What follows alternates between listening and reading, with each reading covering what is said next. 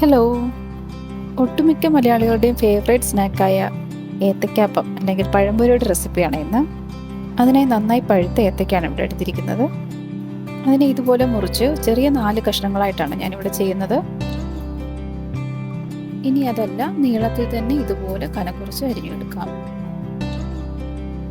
ഇനി ബാറ്റർ തയ്യാറാക്കാനായി ഒരു 3/4 കപ്പ് ഗോതമ്പ് പൊടിയാണ് ഞാനിവിടെ എടുത്തിരിക്കുന്നത്. അതിലേക്ക് ഒരു 1/4 കപ്പ് അരിപ്പൊടി കൂടി ചേർത്ത് കൊടുത്തിട്ടുണ്ട്. അതിലേക്ക് ഒരു 1/4 ടീസ്പൂൺ മഞ്ഞൾപ്പൊടി, ആവശ്യത്തിന് ഉപ്പ്, 1 ടീസ്പൂൺ പഞ്ചസാര, കുറച്ച് എള്ള് ഇവ ചേർത്ത് നമുക്ക് നന്നായിട്ട് മിക്സ് ചെയ്യാം.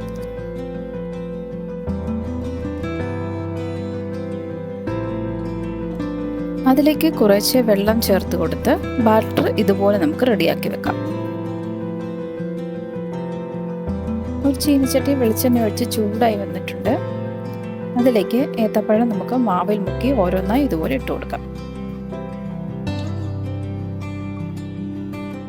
ഒരു വശം റെഡി ആയിട്ടുണ്ട്. നമുക്കിനി തിരിച്ചിട്ട് കൊടുത്ത് ആ വശം കൂടെ മൊരിച്ചെടുക്കാം. ബാക്കി എല്ലാ കഷ്ണങ്ങളും നമുക്ക് ഇതുപോലെ തന്നെ ചെയ്തെടുക്കാം.